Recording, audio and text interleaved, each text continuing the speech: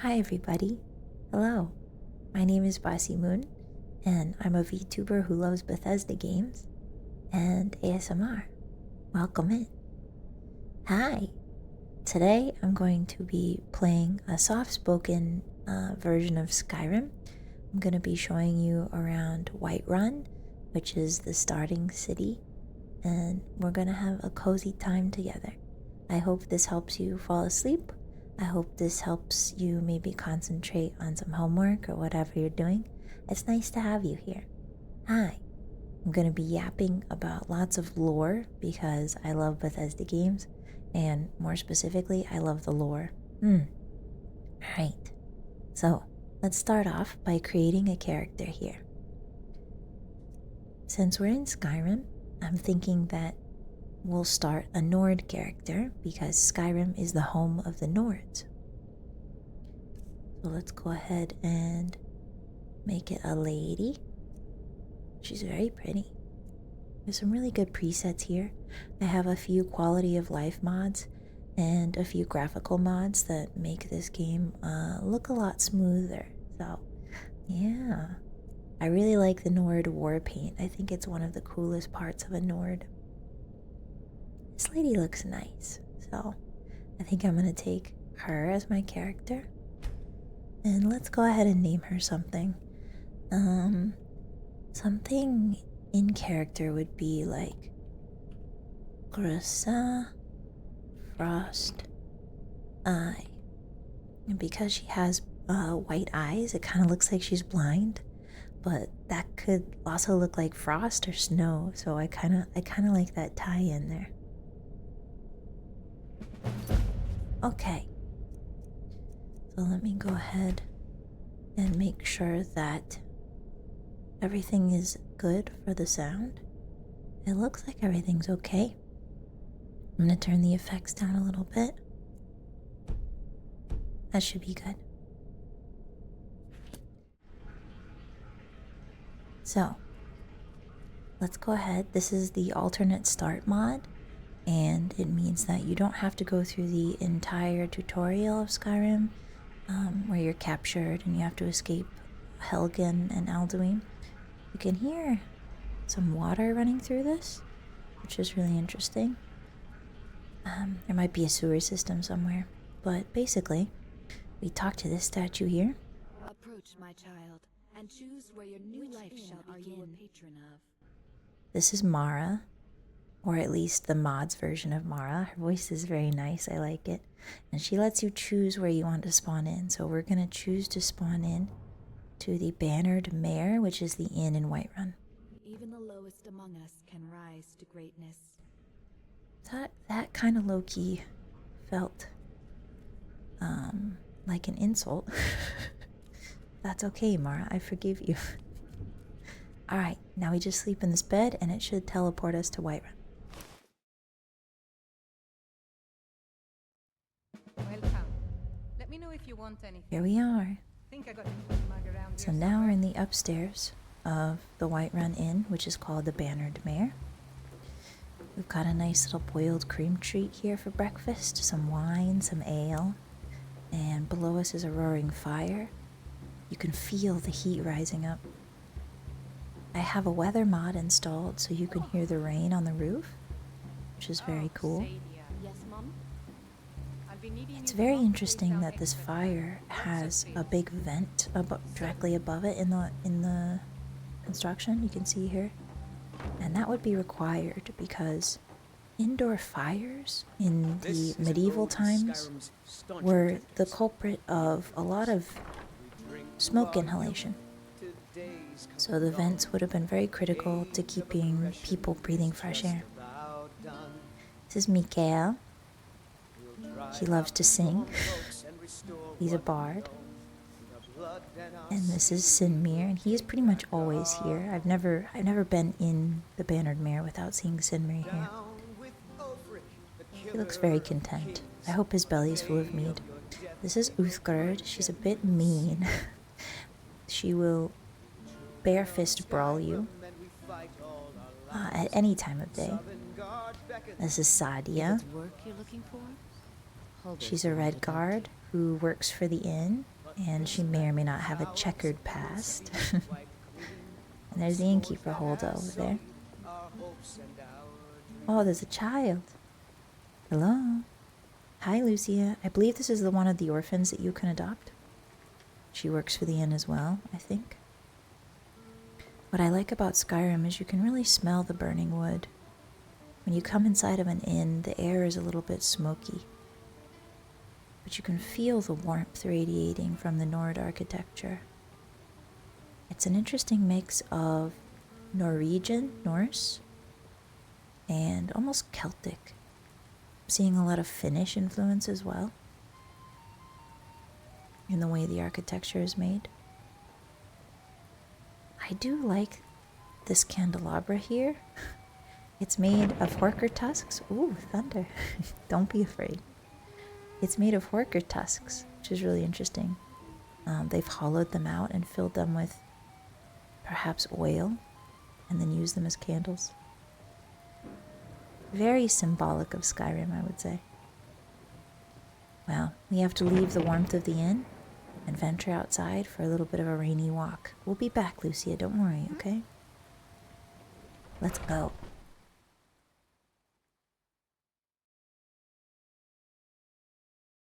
That's Wuthrad, the axe of Ysgramor.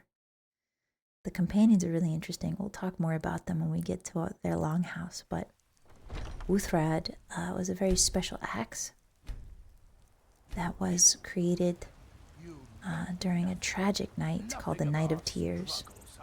And I'll get into it more later. The sky is so gray today. There's a little lightning here and there.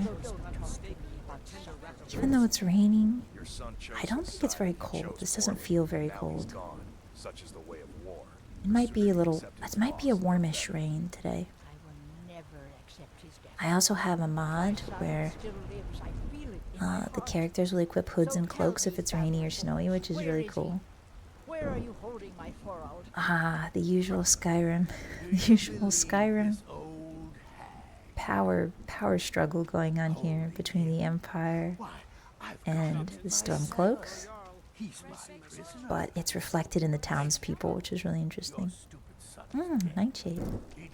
We'll pick a little bit of that. Dragon's Tongue, Nightshade. The thunder is really nice, isn't it? Here's Arcadia's Cauldron. This will be our first stop for today. This is the Apothecary. She sells a lot of ingredients for potions as well as potions themselves. As you can see, she's got a recessed fire pit in the middle of the room to keep everything nice and warm. She's got the ventilation system up above. This is a 2-story house, so Arcadia is clearly doing very well for herself. I can help you with, you have but to ask. Thank you, Arcadia. I appreciate that. This door is locked. We don't want to invade her privacy, so we won't go in there. But it seems that this is some sort of study. What was she reading? Herbalist's Guide to Skyrim. Oh, look at that. We got a point. We learned something from the book. That's cool. She had a boiled cream treat for breakfast, too. If I was in Skyrim, I would eat a boiled cream treat for breakfast every day. Or a sweet roll. One of the two. Alchemy is a really interesting profession in Tamriel. Tamriel refers to the continent that Skyrim is on. And then the world that Tamriel is on is called Nirn. So the planet is called Nirn, but the continent is called Tamriel. Skyrim is the northernmost province of something called the Cyrodiilic Empire, often referred to as just the Empire because it's so ubiquitous. The interesting thing about the Empire is it's not really an empire. It's more like a loose coalition of different territories, with Skyrim being one of them. The Empire is powerful, but it's spread very, very thin, and so it tends to leave governing bodies to themselves. As long as they pay taxes to the Empire and continue to allow the Empire, the Imperial Army, through the territory, the Empire doesn't really tend to care what different provinces do, which is very interesting. It's a bit akin to Rome, ancient Rome. Not quite, but almost. Let's see what she has for sale before we leave. She's got some beautiful potions. This beautiful dark green. I'm gonna just crouch so you can see how pretty that is. I have a potion mod as well. It's one of my favorites. Doesn't it just look so drinkable? So sparkly. Like bath, you know, a bath bomb, the water that comes out of a bath bomb. Kind of like that. A potion of feather. A taproot. Interesting, interesting. A lesser soul gem. Why does she have a soul gem if she's an alchemist? Maybe to make the shop look a little bit more mystical. Alchemy is not magic. Alchemy is not considered a school of magic. It is widely useful to both mages and non-mages, but a lot of people mistake alchemy as a magic subject when it is very much not. It is a more practical subject like enchanting or armoring. Armorer. It's called armorer. So, yeah, much like blacksmithing, alchemy is a profession that is useful to everyone, and therefore everyone learns it or can learn it, whether they're magical or not, whether they have magical prowess or not. Yeah. There's some more potions over here. Ooh, this one's pulsing. What's this? Oh, a standard potion of resist fire. Wow, look at that. Looks like lava in a bottle, doesn't it? That's so pretty. The bottles are different depending on whether they're poisons or potions, and whether they're weak or strong, which I think is very cool. Oops, sorry Arcadia. I didn't mean to freak you out there. I'm not going to steal anything, don't worry. Alright, well, maybe we'll buy something another time, Arcadia. Farewell. Have a good day today, and I wish you many, many a potion sold. Alright, back outside. It's still raining, it's still thundering. Hello, Sir Guard. Let's go to our next stop. This is the pawn store, Bellor's General Goods. You can sell or buy pretty much anything here. Take a good look around. I'm sure you'll find what you're looking for. Thank you, sir. If not, let me know. I might have it stored away. You can tell that Bellor does very well for himself, too. He's got a 2-story house with quite a lot of rooms here. This is his attic. Is it strange if we go into your attic, sir? Maybe it is. Alright. Sorry, I was looking for the bathroom. Has that excuse ever worked? I don't think so. He's got a troll skull over here immediately upon entering. It looks very fearsome and ferocious. I like how many teeth they have, and it seems to be incisors in the front and molars in the back, which implies that trolls are actually omnivores rather than strictly carnivores. Very interesting. They eat everything. Some fresh tomatoes, some fresh leek. He's got some produce. He has a carpet here. He has some cheese if you need cheese. So a bit like a general store in the old times. Bellor sells a little bit of everything and only things that people need. So like necessities. He won't have any specialized goods typically. Good morning. He's staring at me. He's got a cave bear pelt. Ooh, and a horker tusk. Yeah, so you can see here, these are definitely the tusks that they use to make, at least I think, to make those interesting horn chandeliers. I think this is the tusk they use. I could be wrong, though. He's got some sacks, probably full of June berries? Juniper berries. There we go. Juniper berries, maybe some salt.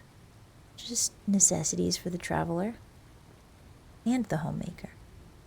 He also has a recess pit, but it looks like he has a cooking stand here as well, which implies that he does his kitchen cooking here.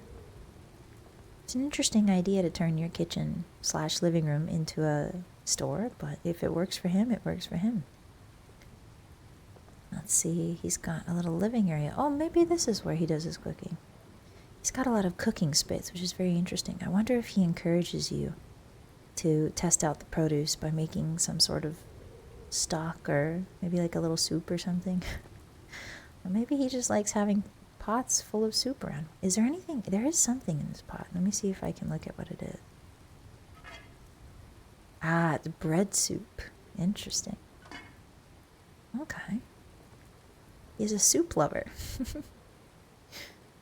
It's very funny. Can I go see what's in your other soup pot? What are you making today for dinner? I'm very curious. Ooh, he's got some beef. Ooh, a nice beef stew sounds good. A rainy day, fresh bread, thunder outside, and a warm bowl of beef stew. More bread soup. This guy must have been budgeting. That's fair.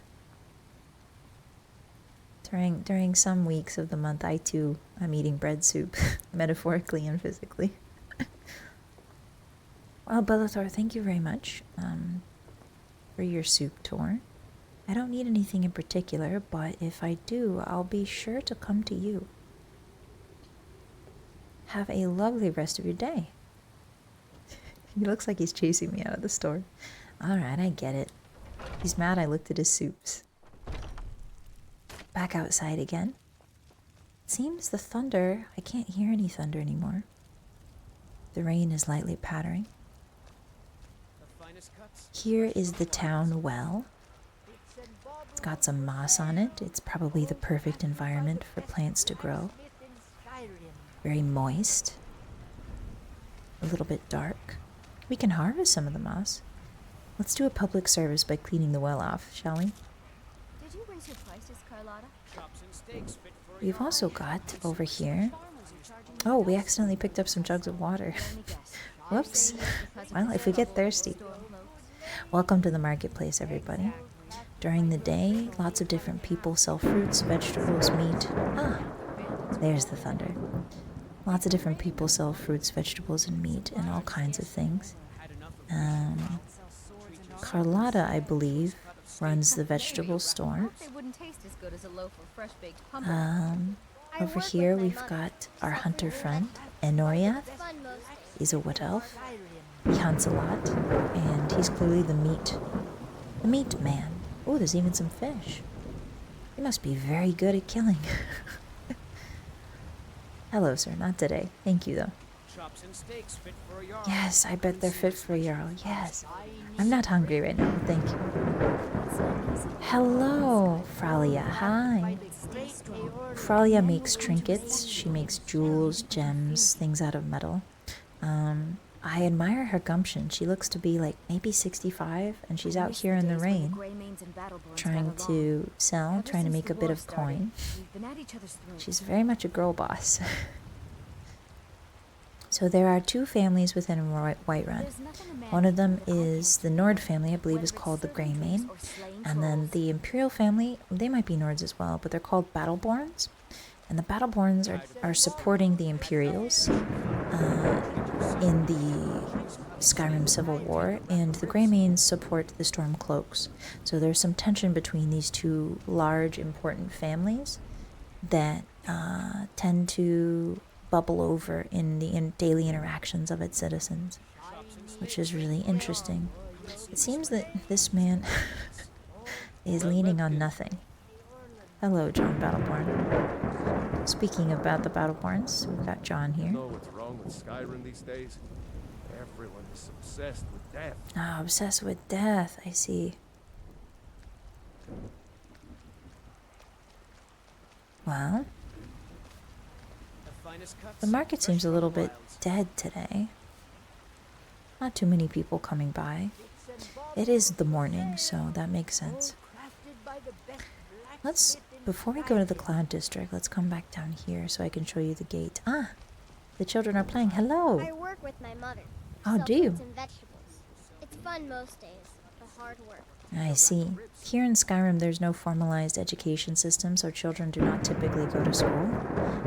They help with the family business. They perhaps train in like sword fighting. There is a College of Winterhold, but I don't believe it accepts children. I think you have to be a certain age because there are no children in the College of Winterhold. But who knows? It could be lore-wise. I'm not sure when magic tends to express itself in an individual. That hasn't really been made clear. Typically in fantasy books, it's like, oh, when you hit your teenage years, you start getting your magic, right? But that's not necessarily the case for Tamriel and Nirn. So it's very interesting. Here we've got a wood pile, if you ever need some firewood. Wood is probably a very important part of life here in Whiterun. It's for cooking, it's for heating water so that you can bathe and sterilize things. I'm not sure if they understand the concept of sterilization, especially with healing magic being as prominent as it is. I don't know if you would necessarily need sterilization. That is something I'd have to look into. Hello, sir. Good morning to you. What a fine house you have. Ah, this is the Battleborn, Ulfred Battleborn. This is the Patriarch. Further down here, you can see the main gate. It's quite impressive, isn't it? I've always liked these little sniper nests, these little archer nests that are positioned along this wall. Got a cute little house here for sale, I believe. Yes, it's for sale. I work with my mother. Oh. Sell fruits and vegetables. It's fun most days. The hard work. I bet it is. See you later, kid. What do you need? Take a purple mountain flower. Maybe give it to her when I see her next. Here is Adrian's forge. Adrian is an Imperial, and the Imperials are notoriously very good at working with steel and metal. I would say that among all of the races in Tamriel, the Orcs and the Imperials are probably the best at smithing. Just preternaturally, they have a society and a culture that values blacksmithing. So, Adrian here makes probably most of the blades for the guards. She probably makes most of the armor for the guards. She probably is in charge of taking care of their weapons and maintaining them, perhaps. You can see her here. She's good pieces out here if you're Oh, we're inside. Okay. She's preparing some leather to use in the crafting. I don't claim to be the best blacksmith in Whiterun. Oh. Yorland Greymane's got that honor. I see. Man's steel is legendary. Okay. All I ask is a fair chance. Yorland Greymane is part of the Greymane clan, but he is also the one who operates the Sky Forge. And we will talk about that when we get to it. But it's a very interesting piece of lore that not many people know, and I'm really excited to share it with you. You can see here, this is Adrian's smelter. She's got a pile of, I believe this is charcoal. And you need charcoal for the high heats that a smelter requires. You can see the molten metal in there, which is really interesting. Plenty of running water for a smith, which is something that smiths need because you need to quench blades when you create them. She has a little storage space over here. I believe this is a mod, so this isn't vanilla Whiterun. This is Whiterun, but better. Ah, the smell of burning metal. The hammer on the iron. It's comforting in a way. Over here we have the guard post. It's quite cute, actually. It's got a little emblem. This is the Whiterun emblem. And here we have the main gate. Oh, we discovered Whiterun. There's a cool barrel here. I'm not quite sure what it's for. But maybe this is how they move cargo. They put it in the water and send it down, maybe? Or maybe it's just a ballast and pulley system I'm not familiar with. Good morning, sir. This is the front gate. This is where a lot of people's journeys begin with Skyrim. Over here, what do we have? Oh, it's like a little watch spot. And I think these probably open up. Historically, these little slits are used, I believe, to fire arrows out of. Whiterun is a fortress city, which is really interesting because it's situated on the plains. It's got no natural defensive areas. Unlike Markarth, Markarth is built into a mountain. Whiterun is built on a flat plain with some elevation due to the stone But other than that, the only thing it has going for it defensively is its incredible sightlines. You'll be able to see anybody coming from a mile away in Whiterun.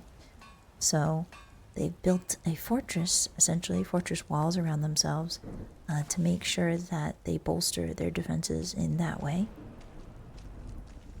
You've got watch posts, pretty much, I want to say like every 50 feet, maybe? Every 100 feet. So you can see what's coming in any direction. Back here we have some houses, some residential areas. We've got little chickens here. The common people are raising chickens for eggs, of course, and meat. They've hung herbs up here, herbs and garlic for cooking. The rain sounds so gentle, doesn't it? I quite like it.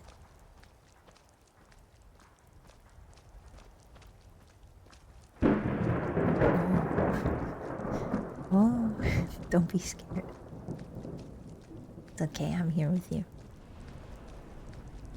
So, let's go back. I got distracted by how pretty it was.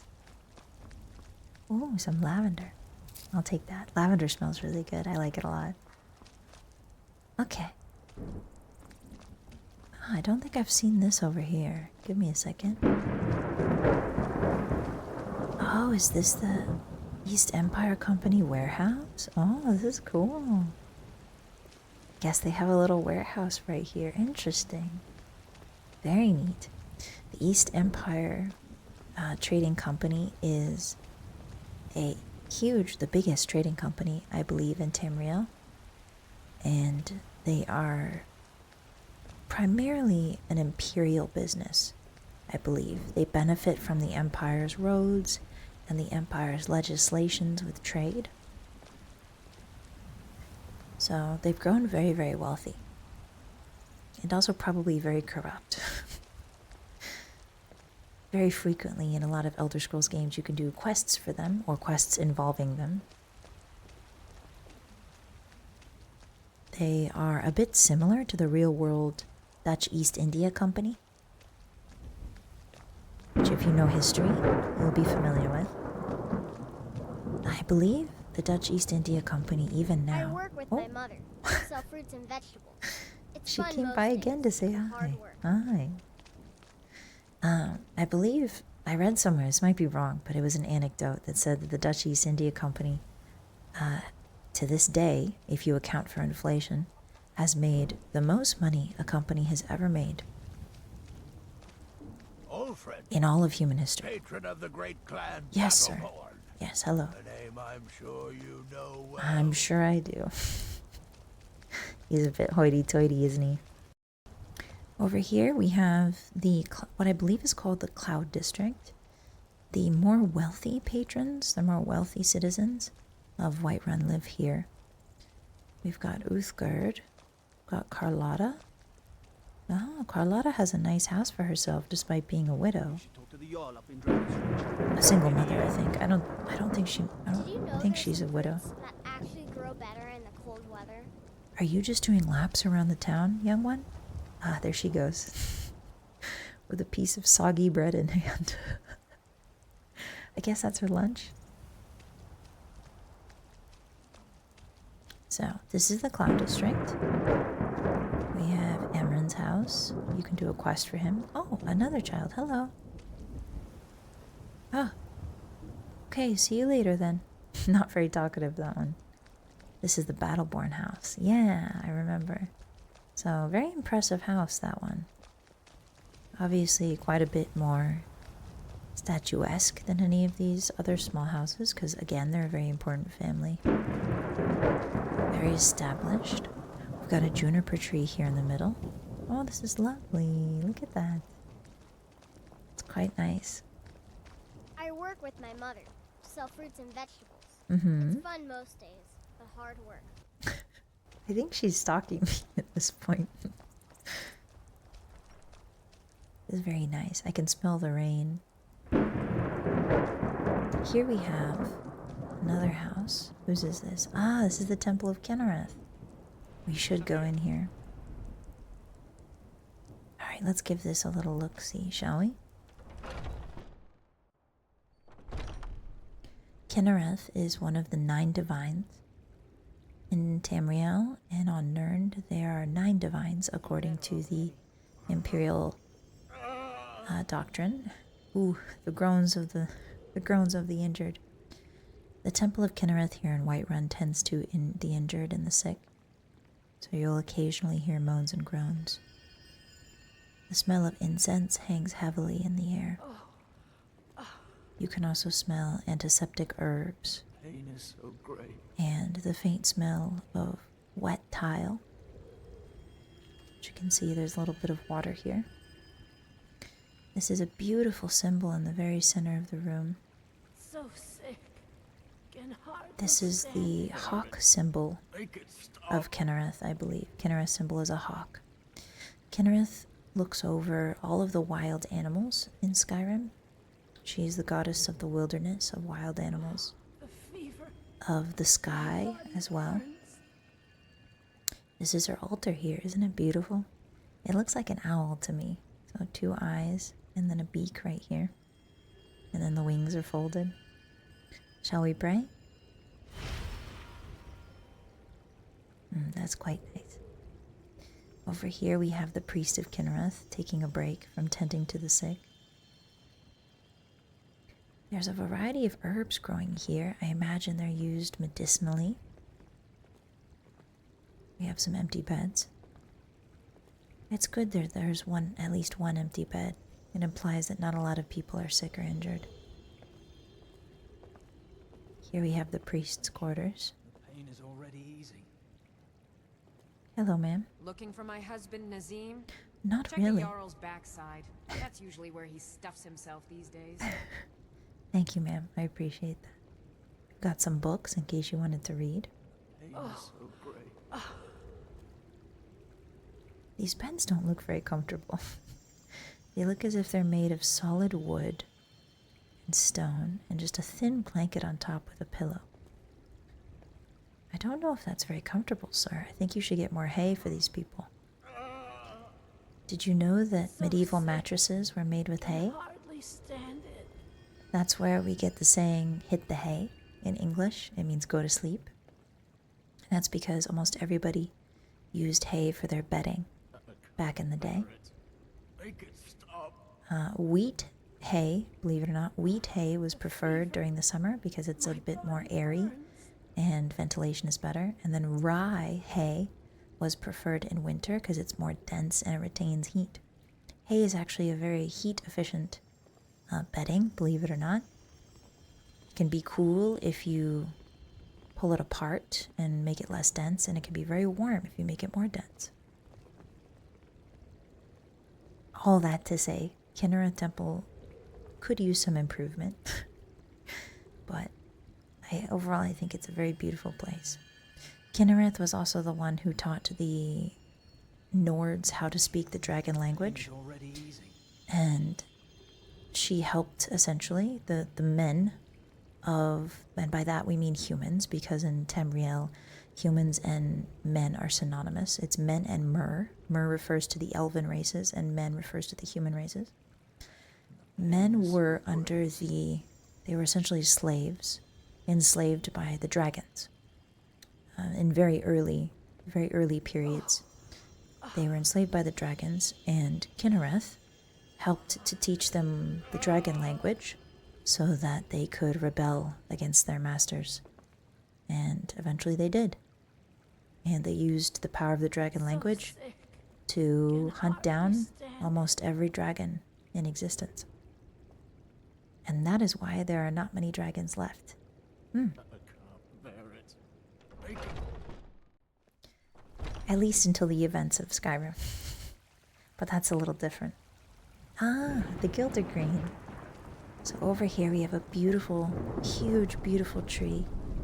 If you complete the Gilder Green quest, then this tree will be in full bloom with lots of leaves and flowers.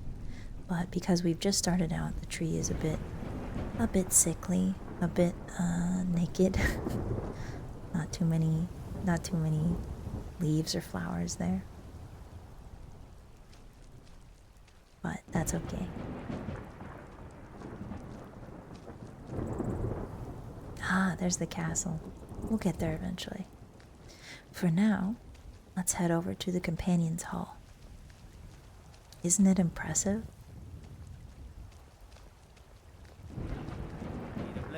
Ah, it's turned to nighttime too. I didn't even notice. The sky was so dark, it's night now. There are the two moons in the sky. That's Secunda, and that's... No, sorry, that's... Yes, that's Secunda, and the small one is Masser. There are two moons in Nirn's sky. And a fun fact that not a lot of people know is that depending on where the moon is, both moons in their phases, that determines what a Khajiit looks like when it's born. So the Khajiit are very interesting. They can look like the typical humanoid cat, or they can look like a house cat. They can also look like giant lions, and they can also look like regular humans, but on the inside they have cat organs, which is quite remarkable. And the variance in appearance of Khajiit is determined by the two moons. For instance, when one moon is half and one moon is crescent, you'll get a certain type of Khajiit. When one moon is full, the other moon is new, you'll get a certain type of Khajiit. Every Khajiit born on that day pretty much looks the same in terms of body shape. So very interesting stuff. A lot of Khajiit don't travel outside of Elsewhere, which is the desert land of their home, because the ones you see, at least in Skyrim and in Oblivion, are typically cat-human-like creatures. They all sort of look the same, and that's because the other Khajiit are afraid to leave Elsewhere, or they don't want to leave Elsewhere, because frequently they will get mistreated depending on how they look. So for instance, a Khajiit who looks like a common house cat will be frequently disrespected, and so they typically don't like traveling outside of Elsewhere because they get mistreated or disrespected, which is really interesting. Alright, the Companion's Lodge. As you can see here, this lodge has a roof made of a boat. This is the boat, or one of the boats, that the 500 companions sailed around Skyrim on. The 500 companions are the basis of the Companions Guild in Skyrim. They were an elite fighting force underneath the hero Ysgramor. Ysgramor was famous for, well, killing a lot of elves. That's a very interesting anecdote, actually. Ysgramor and his people, the early Nords, came from a place north of Skyrim, a continent north of Skyrim, called Atmora. On Atmora, there were many humans, many Nords specifically, maybe other humans, I'm not quite sure, but definitely there were tons of Nords in Atmora. And Tamriel at the time was an elvish continent. It was an elven continent. There were very few, if any, humans on Tamriel. Scholars debate the existence of humans before Ysgramor and his Nords arrived from Atmora. Some say that there were pockets of, like the Reachmen from Markarth. Scholars say that there were Reachmen before the Nords appeared. This is our friend Yorland. He works the forge, which I will show you very shortly here. But, so, Ysgramor and his people came from Atmora, and they settled in Skyrim, which is why Skyrim is considered the birth of man. And Ysgramor and his people encountered a lot of snow elves, and snow elves were the native elven population of Skyrim at the time. And Ysgramor and the snow elves, the Nords and the snow elves, early Nords I should say, started setting up settlements on the coast. They didn't move too far inland, but at the beginning the Nords and the elves were friends. They were friendly, if a little bit standoffish. No one was killing each other quite yet. But the Nords started to press inland, and they found a place called Sarthal. And they essentially set up a village town in the ruins of Sarthal. And while they were constructing this town, they uncovered something very mysterious. It was a large orb, and it was called the Eye of Magnus, and it pulsed with magical power. Shortly after this discovery, the snow elves would attack the humans, and they would kill a great number of them and drive them from Sarthal. And this event is known as the Night of Tears. Ysgramor and the remaining survivors were escaped on boats back to Atmora, and it is said that Ysgramor cried tears of obsidian, and that his son took those tears and crafted them into the great axe known as Wuthrad, that Ysgramor would later use to kill many, many elves. So, one day, when Ysgramor had rallied enough troops from Atmora, he returned to Skyrim in his boats, and they killed a lot of elves. Not only did they kill a lot of snow elves, but they drove them entirely from Sarthal, and Ysgramor and his 500 companions and his soldiers hunted down as many snow elves as they possibly could, which led to the decimation of the snow elf population. The snow elves, in their desperation, turned to the Dwemer, also known as the dwarves, for help and for sanctuary. And the dwarves gave it to them, but that's a story for another time. Up here, we can see down to the companions' training ground. This is the Skyforge, by the way. But I want to come back when Yorlin's here, I think. Maybe. So, let's start with the Companions' Lodge first. You can see here, this is where they train. The Companions are a guild or a company that was founded by the remnants of the original 500 Companions of Ysgramor. So they pride themselves in their martial ability very highly.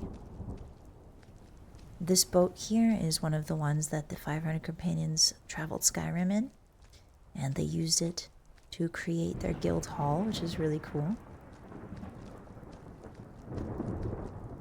This thunderstorm has lasted so long, goodness. Welcome to the Companions. It's a very large building, very warm. There's a massive fire pit in the center, and the dulcet sound of flesh being smacked. The Companions pride their strength above all, so they have fistfights like this occasionally. I'll see you We'll leave them to their battles for now. Everybody's watching to see who wins. And it looks like a great feast was happening before the fight broke out. We have cheese and salmon. Oh, slaughterfish. My bad. I thought that was salmon, but it's slaughterfish. Fresh bread. Lots of wine. Oh, even a sweet roll. That's lovely. Here we have Ayla, the huntress. A very powerful companion. She's watching the battle with interest. You can see that the Companions' Hall is hung with many banners, and on those banners, what is that? That's right. It's Wulfrat, Ysgramor's axe. It's the one that his son made for him out of his despair. It was his obsidian tears of despair from the Night of Tears. It's got a crying face in the middle of it, which is very interesting. I think that's supposed to represent his father's sorrow. But Wulfrad is a legendary axe that killed many, many elves, and so it is Actually quite feared by the elves. His fire pit looks so nice. I can smell the charcoal. Perhaps they cook meat here, maybe? Ah, and then there's ventilations at the top. Oh, you can see the smoke escaping. Very hazy. Everything's very warm and hazy. Smells like spilled wine and musty cloth and the pine of the wood. Here we have our housekeeper, Tilma. She takes care of things around here. Thank you for your service, Tilma.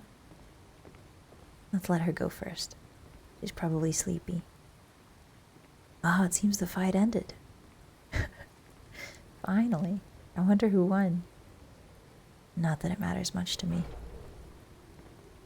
I see that the feast is resuming. Have I? Oh, Have we met? I'm sorry if I've forgotten. that's okay. All these younglings scampering around.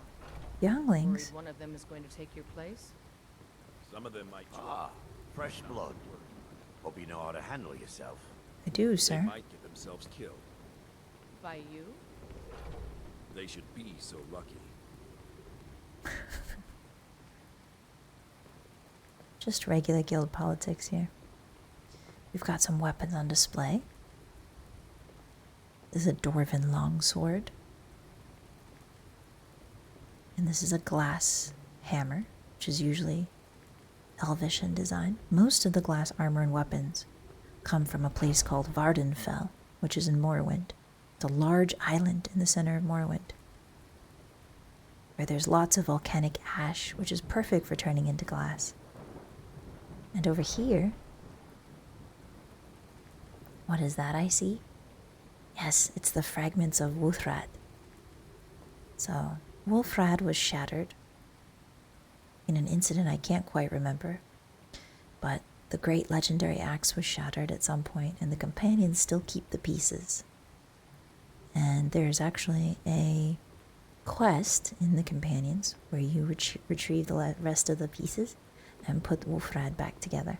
If you wish to hunt with me, your Oh. feet need to be quick. Oh, and your sorry, eyes I don't quick. mean to be blocking the Haven't seen your face before. staircase. Ysgramor I'm watching himself you. wouldn't have the patience to deal Don't with all worry, the sir, I rabble won't. around here. I won't. Oh, very talkative. At least the companions are friendly. At least I'll talk, you know? Alright, let's head downstairs. I'm waiting. Oh, sorry, you want me to go first? Okay. This place is called Jorvaskr. Oh, got more to say. No, I don't have anything to say. Down Blood running here, hot. we have the living quarters of the companions. This is where they sleep. And you can see it's quite spacious beneath. I do really like the construction of stone that sort of curves and arches over and over again. It's almost like a tunnel, you know? But it's a very cozy tunnel. Here we have the first bedroom. Lots of single beds pushed against the wall, but carpets enough to keep the floor looking a little warm, and lots of light. You would think that they would put the candles out when they sleep. But that's video games. In my mind, this is much darker. So Tilda gets a bed, or Tilma, sorry, Tilda. Tilma gets a bed here as well. That's good. She gets room and board. So this is actually quite comfortable as far as guilds go. You get a soft bed, dry, warm. They've hung up some herbs here. Lots of little accoutrements like books. They're not very tidy.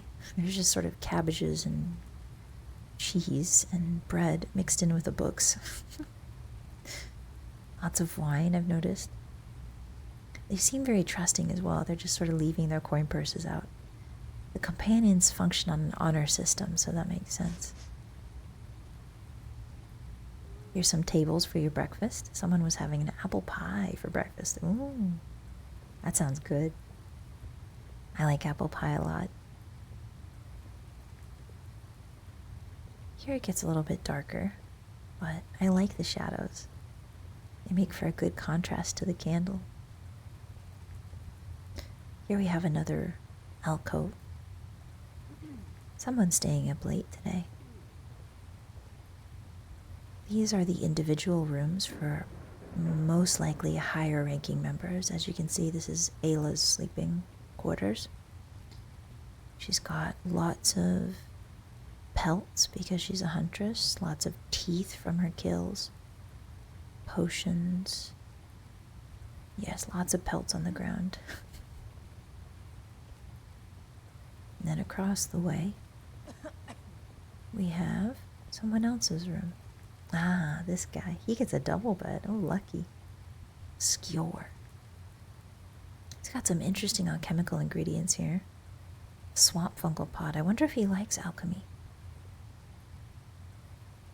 It's got some mushrooms. A bowl of apples for the morning. Ah, silver ingots. He's very well off if he can afford silver. A little table here for breakfast again. A little breakfast nook. But no windows, obviously.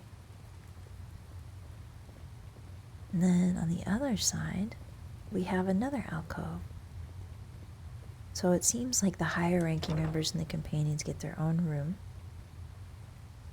I'm not sure whose room this is, but again, we've got a lot of rare ingredients. This person seems to be a bit tidier. The books are all in a row. They have a training dummy too, so they must be very serious about their training. Ah, we have little potions over here. Cute. Let's close the door so we're polite. Across the hall, we have another room. It seems there's a mini bar here. Casks of mead, maybe, or perhaps beer. Ale, as they call it. Ah, this is Farkas's room. Then the room across from it must be Vilkas's room. Farkas and Vilkas are twins. Someone likes his alcohol. That much is clear. You don't have a bowl full of ale bottles next to your bed for no reason. Oh, Farkas. Oh, Farkas. Alright, let's let him sleep. We've got a chest here. Very interesting. Rather than a breakfast nook. It seems Rhea likes staying up late, which is really interesting. Ah, and here we have the final room of the basement. The call of the blood. We all do. It is our burden to bear. Oh no. We can overcome. You have my brother and I, obviously. But I don't know if the rest will go along quite so easily. What are they talking Leave about? that to me. There's Vilkas, and this is Kodlak, the leader of the companions. It's very interesting. Kodlak says that you don't need to necessarily be martially strong to join the companions, but you do need a strength of heart.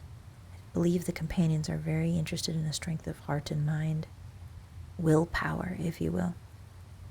Speaking of hearts, we have a Daedra card here. Hello, gentlemen. Just gonna put a Daedra card on your pie. Do you mind? Oops. Oh, they don't seem very happy with that. Okay, I'll be going now. Just want to see your room. Just maybe take a quick peek. Oh, there's a stone of Berenzia in there. Okay, Sir Kodlak, sorry. I'm giving a tour. You have to understand. He does not understand. Alright.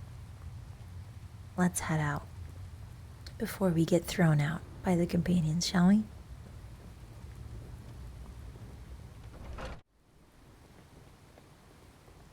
Okay. So it must be early morning now since all of the companions have turned in. The rain is still raining. It's quite nice, isn't it? Let's go ahead and head outside. I haven't heard thunder in a while. Oh, the rain. Has it stopped? Oh, no, it came back. It's a rainy evening. Quite lovely. The water features of Whiterun. There's a lot of water running through Whiterun. I suppose that's why they call it Whiterun, because of the white foam of the water. And because rivers run. But there's a lot of water, so I'm wondering if all this rain is making the gutters overflow. Ah. Looking to do some hunting, eh? Not Avoid really. Brittleshin Pass to the southwest. Avoid it. Oh, okay. Let's go to the Skyforge. I was gonna wait until Yorland was here, but I think it's better we go now. Let me show you the Skyforge. Lots of bones here. Ooh, quite impressive. Like a whole mammoth. Welcome to the Skyforge, everyone. As you can see, there's an eagle of some sort. Either an eagle or a hawk. I'm not quite sure which, but this gives me impressions of a regal eagle. The Skyforge was built before the men came. Before the Nords settled, the Skyforge was here. In fact, before the elves, before the snow elves settled Skyrim, this was here. So the Skyforge predates both the elves and the men. In fact, the snow elves had no civilizations. They had no cities, no towns built around these plains where Whiterun is. This basin, essentially, that's surrounded by mountains on all sides, and it's a basically flat plain. These plains were avoided entirely by the snow elves. They were very superstitious, and one of the reasons they were superstitious was because of this Skyforge.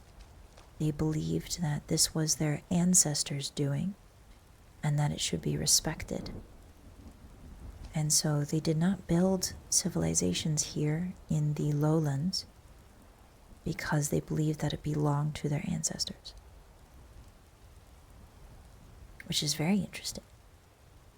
The Skyforge has a mystical quality to it. It produces some of the best armor and weapons that there are. Something about the Skyforge takes metal and makes it better. It's very unique in that way.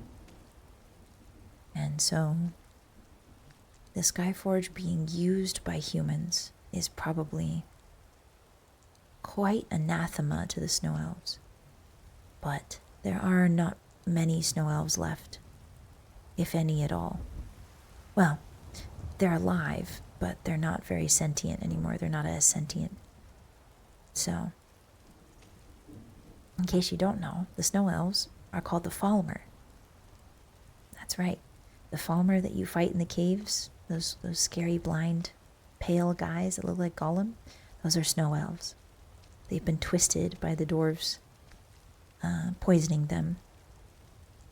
And now they're deep beneath the ground as the Falmer.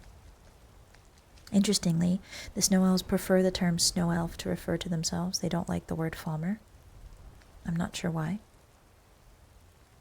Since that, well, maybe it's because the snow elf that you meet in the DLC knows about the Falmer and doesn't want to be referred to as a Falmer. Maybe the snow elves were all right with being referred to as Falmer in the past, but not so much anymore because the Falmer are quite twisted creatures. This is very cool. There's like a spot under the wing you can look out of. Anyway, this is the Skyforge. In the hands of a competent smith, the Skyforge can create the most magnificent weapons and armor. We're not sure where it came from. It could be Ayleid, but I believe when I looked this up, the architecture and the way it's built predates the Ayleids. So I'm not sure who built it, but it's very interesting. Okay, let's head back down. The night is long, very smoky. Everything smells like wet soil and wet stone. The moss is very happy for the rain.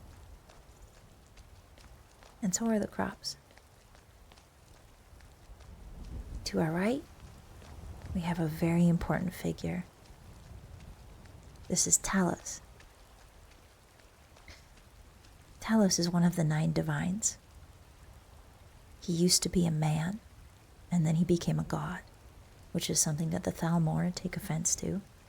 And that's why you see the Thalmor in Skyrim while you play, trying to stamp out Talos worship, is because the Thalmor, which are comprised of high elves, believe that they are descended from the gods. And so a man becoming a god is deeply, deeply anathema to them. And that's why they're trying to stamp out Talos, or at least one of the reasons. But Talos worship is permitted within Whiterun. This is Talos' statue. Interestingly, it looks a lot like St. George and the Dragon, which is a real-world motif in Renaissance and medieval literature and artistry. You'll see a lot of portraits of a man on a horse, usually, or even a man by himself with a sword or lance, and he's stepping on and killing a serpent, aka a dragon. So if you look up St. George and the Dragon, a lot of those art motifs are echoed here in Talos. He's got a sword. He's about to kill, I believe, I don't think it's Akatosh. I think it's somebody else. But yeah, Talos is killing a dragon here. Interestingly, Talos is not actually one man. The concept and the process of becoming a god is very complicated in Tamriel. But essentially, the 9 divines used to be 8 divines, but they restrict. The 9 divines used to be 9 divines, I should say. But one of the divines, called Lorcan, tricked the others into creating Mundus, which is the reality you see around you. He asked for a little donation of their power because he was making something really cool, and every god said, yes, of course, I'll give you it. I trust you. And Lorcan created this world that you see before you. The gods were very unhappy with that, and they tore him apart. And they flung his body parts down to the world he loved so much, the world he created, Mundus. And so that process, basically dethroning Lorcan from the 9 divines, that process left a hole in the 9 divines, and so the 9 divines became 8 divines. And so that power vacuum is essentially the throne of Lorcan, like the imprint of Lorcan. And Talos took up Lorcan's throne. He took up Lorcan's mantle and became the 9th divine. Talos is not actually one man. He's a combination of three people, 2 or 3 people. And one of them was Tiber Septim, which you may hear about in Skyrim pretty frequently. Tiber Septim was the Dragonborn. He was also the first emperor that united Tamriel and began the empire. So, well, began the Septim dynasty, I should say. He didn't begin the empire, but he united Tamriel and started the Septim dynasty, which rules for a long, long, long time. The formation of the empire was actually by Alessia, the slave queen, but that's a topic for another day. Welcome to school, everybody. This will not be on the test, don't worry. So Talos is actually a combination of 3 people who together managed to take the throne of Lorcan and become a god. So, very interesting stuff. Talos is the god of man. Let's go ahead and say give him a little respect. Alright, now that we've said our piece to Talos, there's one last place I want to show you before we go to the castle. And that is the Hall of the Dead. Staying out of trouble, kinsman? Of course, kinsman. I would never get in trouble. So over here, this is the Hall of the Dead. It's a very interesting concept that we will cover in a second here. It's buried underground. The Hall of the Dead is essentially a resting place for the citizens of Whiterun. Halls of the Dead are quite unique in Tamriel. Every culture and every race has a way that they deal with their dead. They honor their dead. The Bosmer, for instance, the Wood Elves, are known to consume their dead ritualistically as a way of honoring them. So ritualistic cannibalism is the way that the Bosmer handle their dead. At least the very traditional Bosmer. I'm not sure about the less traditional Bosmer. The Nords and the Dark Elves are quite unique. They are very heavy into ancestor worship. The Dark Elves in Morrowind tend to focus more on the worshipping aspect. So there will be shrines. There are entire family crypts that the Dark Elves will visit. There are traps in these crypts to keep people from looting them. And the Nords are different in the sense that they seem to care more about the internment of the dead. Interning the body is very important to them. I believe because unlike the Dunmer, who believe that their ancestors are there with them spiritually forever, the Nords believe that when you die, you go to a place called Sovereign Guard, which is an afterlife for Nords, and specifically for worthy Nord warriors. So, unlike the Dark Elves, the Nords believe that the soul of their ancestors goes somewhere else afterwards.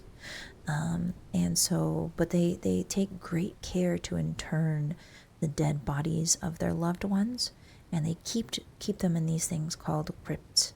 So it's interesting that the Dunmer and the Nords are similar in that regard. And these are the catacombs. I will show you a bit of them. There are enemies down here, so we're just going to sneak a little bit. Ah, they've seen me. Okay, let me take care of them before they hit us. I have mind bullet powers. Oh, that didn't quite work. Give me a second. Oh, that didn't quite work either. Is he immune? Oh, watch out. Maybe I'll click right on his head. There we go. Sorry, that was loud, wasn't it? So this is the crypt. You can see that it's festooned with banners and candles. It's very clean. There's not much litter on the ground except for all these bones. And you can see that there are shelves where the dead are laid to rest. They are left sort of open. There's not a lot of, there's no lid necessarily, or maybe there was a burial shroud at one point, but it seems to have fallen off. The Nords also worship Kinnereth quite heavily, and Kinnereth is the goddess of the sky, so maybe the sparse coverings over their dead imply that they want them to be open to the sky and to Kinnereth. That's also possible.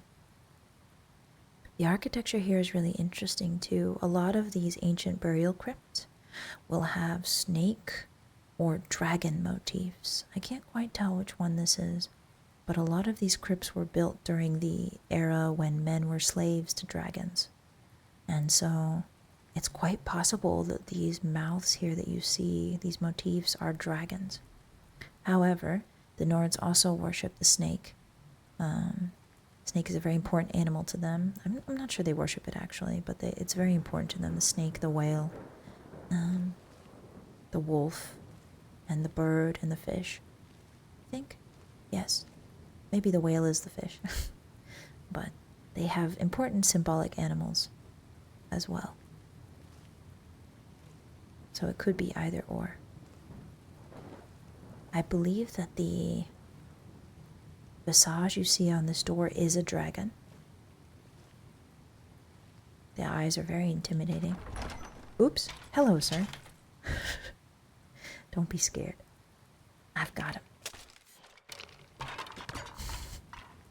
I'm not quite sure why there are skeletons running around in the catacomb. This is supposed to be the job of the priest to keep the catacombs clear, but maybe he just hasn't done a sweep yet.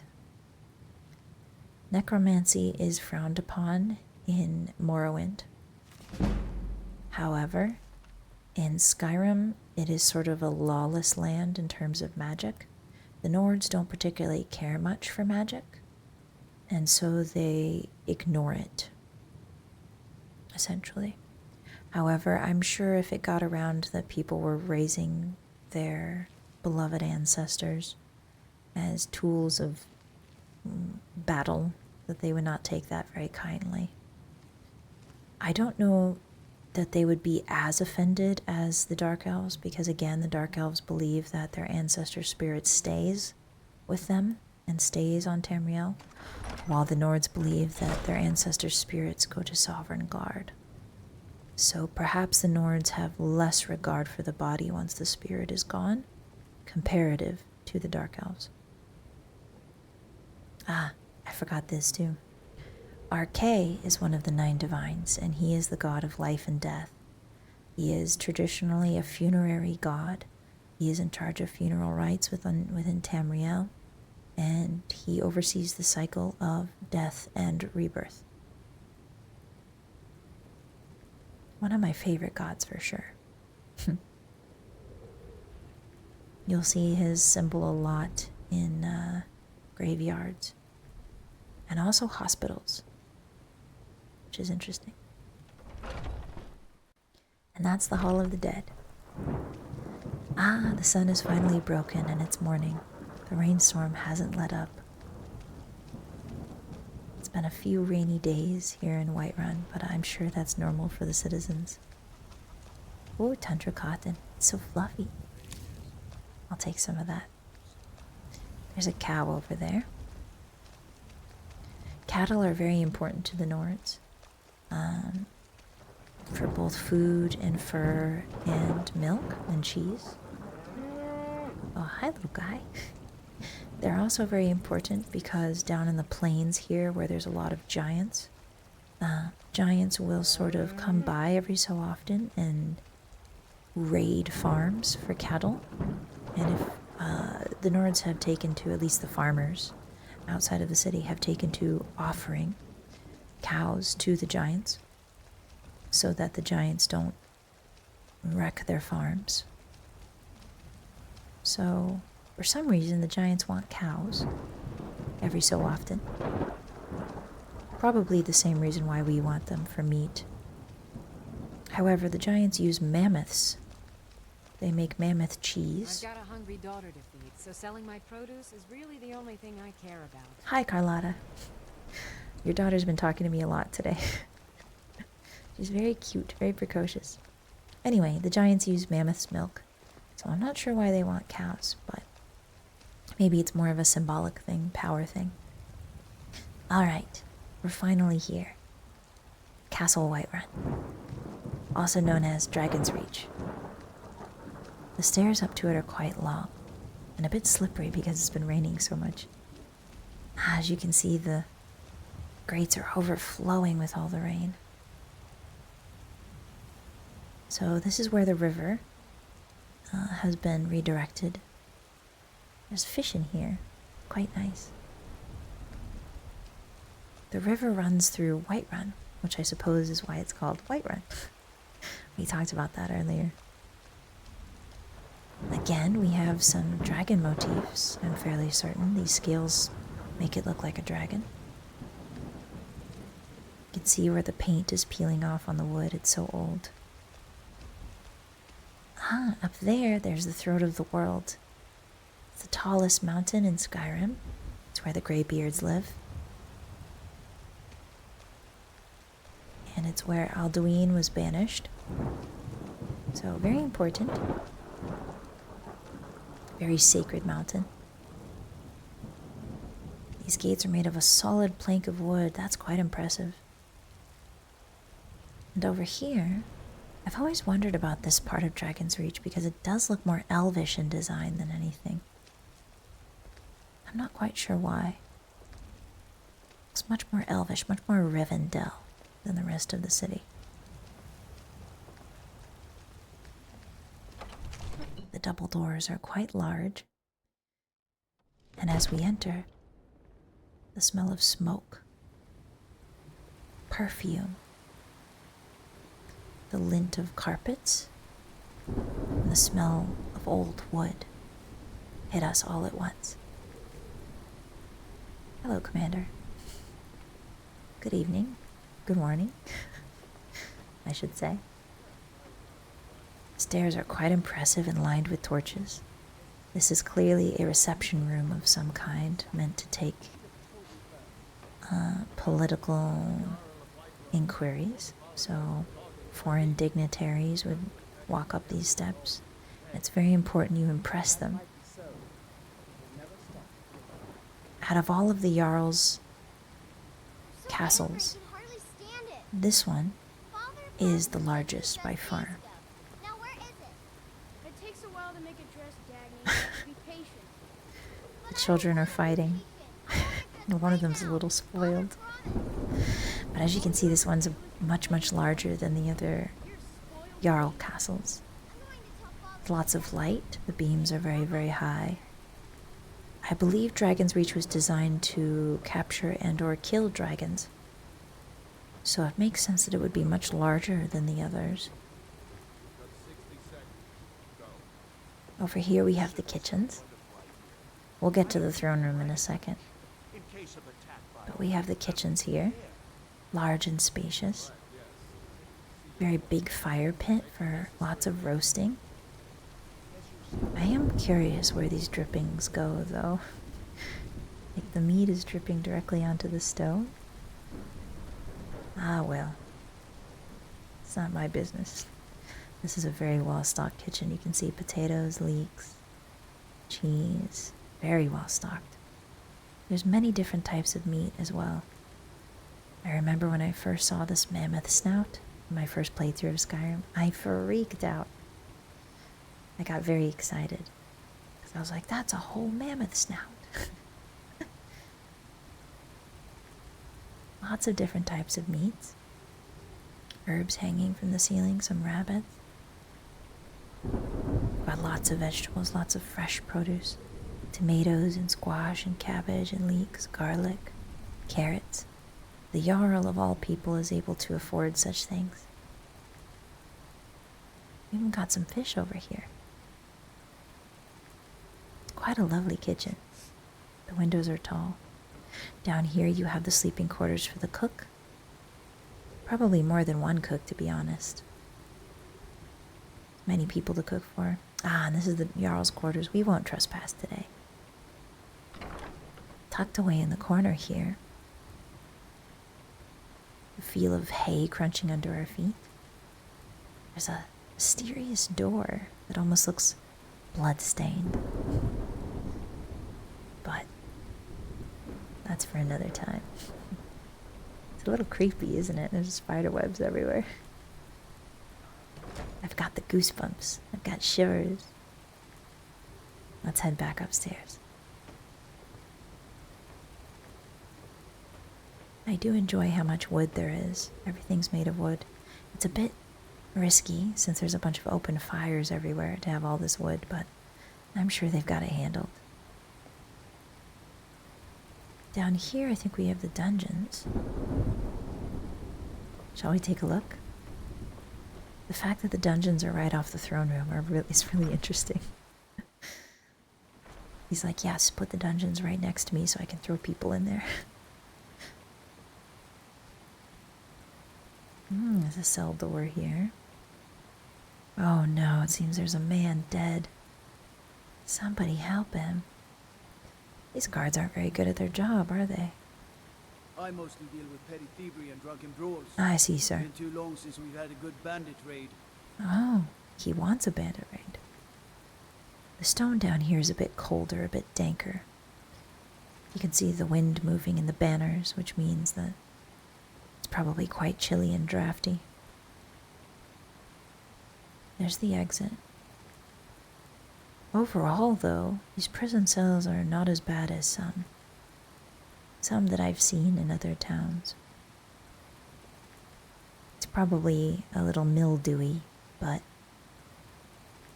not very punishing overall, I think. Let's head back to the throne room. Coming up the stairs. Hello, everyone. How are you today? You are standing on your seat, young man. You need to sit. It's not very good manners for a Jarl's son. Father says I'm too young to train with the sword, so I practice with my fists. I see. That's very impressive. We need to convince my brother to Here is the large center fire pit for the reception area. The ceilings are high enough that ventilation probably isn't that much of a problem. This place is large enough that the smoke no doubt disperses and gets sucked out somewhere else, probably through that window. The view is very impressive. And here's the Jarl.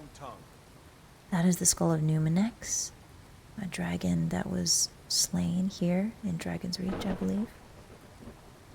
The Jarl looks very comfortable. His chair is quite small in comparison to the rest of his place, so...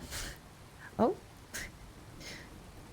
Do you mind if I sit? Would you kill me if I sat down? Keep your distance. Ah, understood. Thank you, ma'am. Thank you for the warning.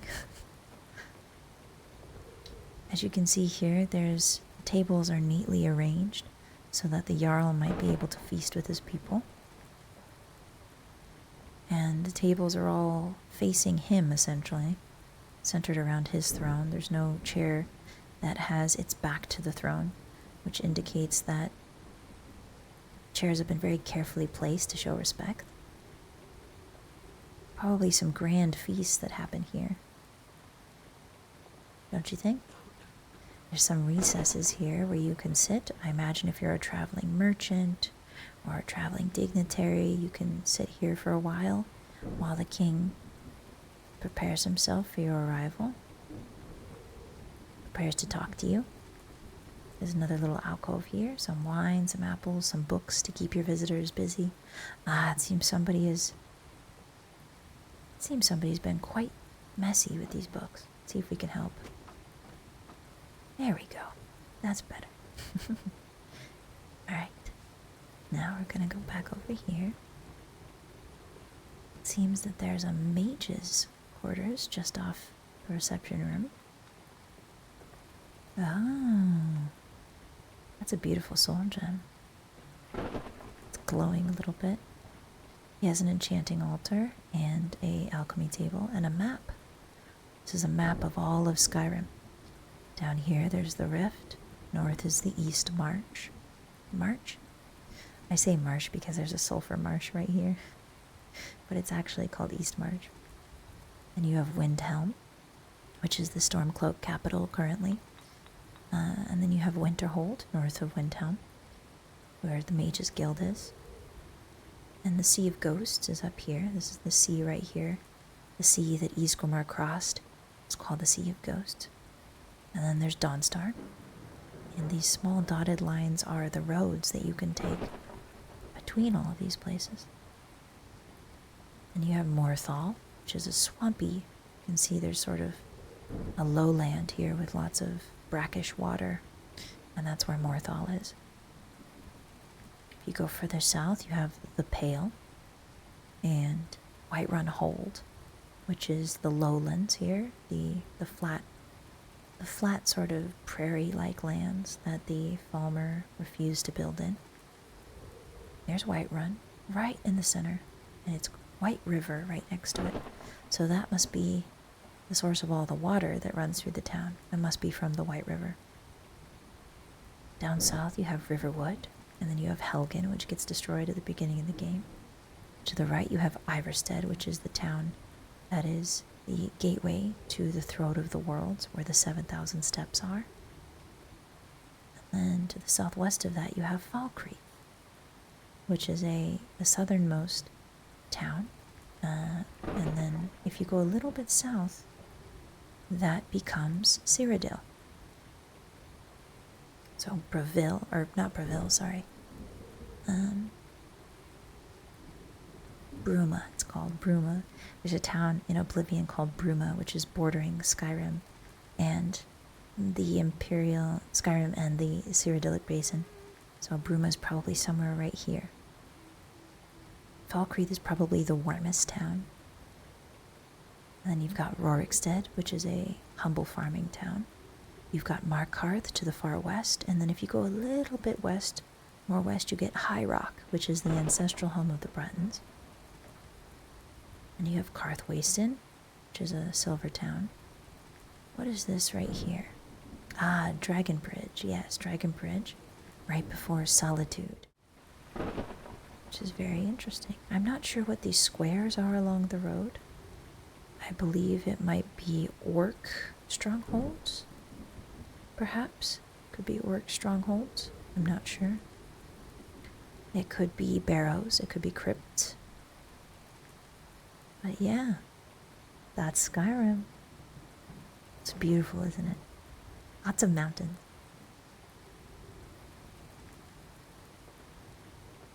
I got so into the map, I forgot about the mage. He doesn't have much here. It's a bit modest with his... He's clean, I guess, in a way. You could say he's very tidy. Doesn't keep much clutter on his desk. He does have a lot of books, though. Jeez, look at all these. He must like reading. What was he reading? Ah, the Nords of Skyrim. He probably sits here with a nice pitcher of mulled mead in the after hours and reads his books by candlelight. That's lovely. Or maybe mage light, since he's a mage. Oh, he seems to be studying the map of Skyrim quite closely as well. Hello, Farengar. Can I just take a quick peek into your room? You won't mind, will you? Ah, very sparse room. Look at this. There's barely anything in this place. He clearly values books more than anything else. Magic and books and knowledge. The court mage helps the Jarl make magical decisions of a magical nature, as well as protects his family using his various spells, probably, like cure disease. It's always nice to have a mage on hand to cure disease. Maybe start a fire or two. Last but not least, we're heading up to the second level of Dragon's Reach.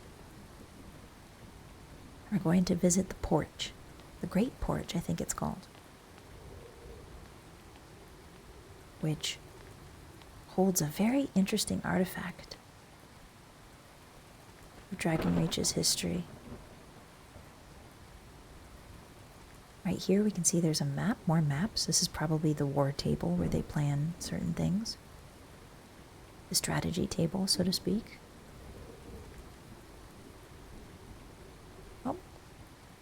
Oh, is this where you sleep? Is that your bed right there? Whose bed is that? That's a little cot. Interesting. Alright, it's time. Let me show you the Great Porch.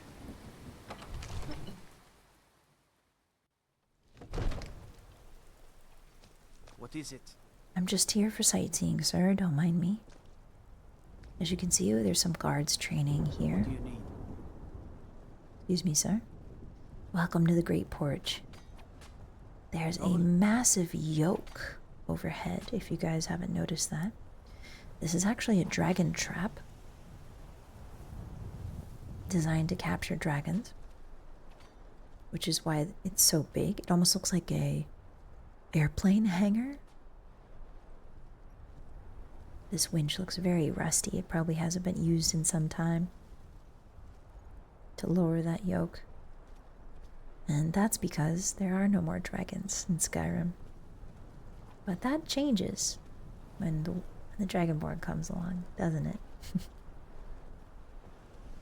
At last, we come to the Great Porch, which has the best view of Skyrim, in my opinion. Not in the entire game, obviously. The Throat of the World, I think, has a really good view, too. But you can see all the rivers here. You can see the forts. There's a beautiful view of the icy mountains to the north. I believe that's the lighthouse right there. Over in that direction. I could be wrong. I think it's a lighthouse. There are the trees to the west.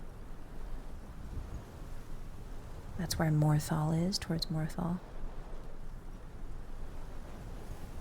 It's gorgeous. And there's the ocean. You can see it. That's the Sea of Ghosts. Very intimidating. I can practically smell the clear water. That smell of fresh snow. Cold wind. Trouble, kinsman. Yes, of course, sir. There's a table here where the Jarl can no doubt enjoy a nice glass of wine while looking out at the view. I think what we're gonna do, actually, I want to show you what the view looks like at night. Going to relax on the porch for a few hours. Ah, look at that. There's Secunda. I can't see Masser, which means it must be a new Masser moon. Or maybe it's behind a cloud. The warmth of the candlelights and the torchlights, and the deep shadows and the ice and the snow. It's my favorite view. I'm gonna sit down here. Hopefully you have fallen asleep by now, and or you have finished your work. Thank you very much for listening tonight. I had an absolutely wonderful time showing you around Skyrim's Whiterun, the town of Whiterun. It was lovely to tell you about different parts of the lore and to listen to the rain with you. I am definitely going to do more of these videos, probably for every town, every city, because every city has its own flavor in Skyrim. So I would love to do more of these. Thank you very much for joining me, and I hope you have a wonderful day or night. Goodbye. Sleep well. Oyasumi nasai. Bye bye.